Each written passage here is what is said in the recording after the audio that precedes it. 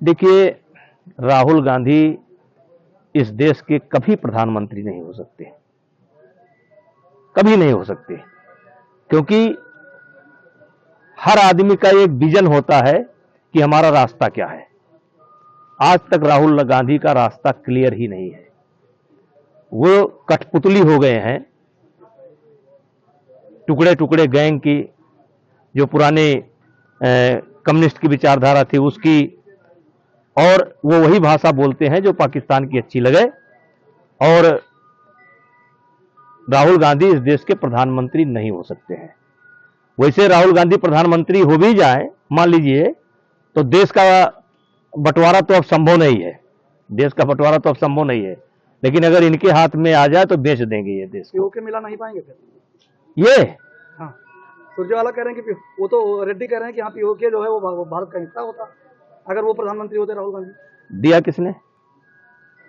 कांग्रेस दिया किसने? कांग्रेस ने। तुष्टीकरण की राजनीति की शुरुआत किसने की? कांग्रेस ने। देश का बंटवारा किसके रेजिम में हुआ? कांग्रेस ने। तो उस कांग्रेस से आप उम्मीद करते हैं पीओके लेगा? पीओके भारतीय जनता पार्टी लेगी।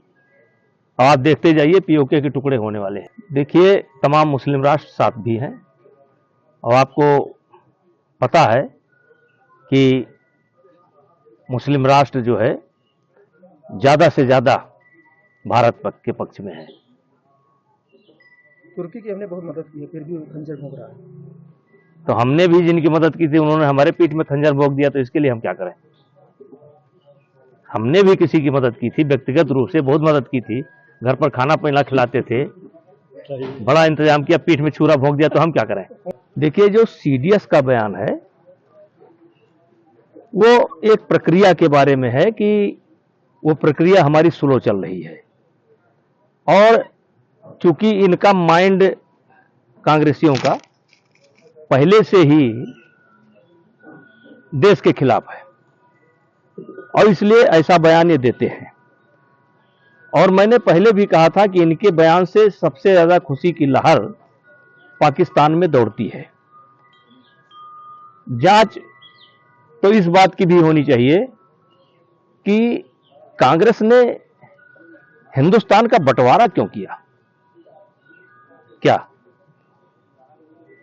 इस मुसलमानों को इस देश से एक तरीके से निकाला गया और एक अलग देश बनाया गया, और जो समस्या दिखा करके इन्होंने ये काम किया था उस समस्या का समाधान नहीं हुआ, खून खराबा भी हुआ। तो उस समय इनके पास ऊपर क्या दबाव था कि इस देश के टुकड़े इन्होंने कर दिया। अब जांच तो ये भी होनी चाहिए कि नेहरू जी ने सेना क्यों वापस बुला ली। जांच तो ये भी होनी चाहिए कि 71 में कौन सी परिस्थिति थी कि 92,000 सैनिक बंदी बनाने के बाद इन्होंने छोड़ दिया। जांच तो ये भी होनी चाहिए कि जब बॉम्बे में अटैक होता है तो आपने क्या कार्रवाई की।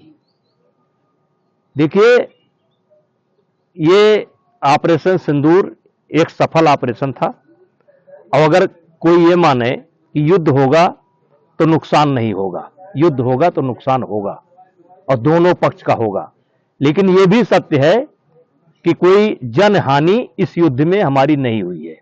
भारत की तुलना में कम से कम 10 और 90 का अंतर है, जितना बड़ा नुकसान पाकिस्तान का हुआ है।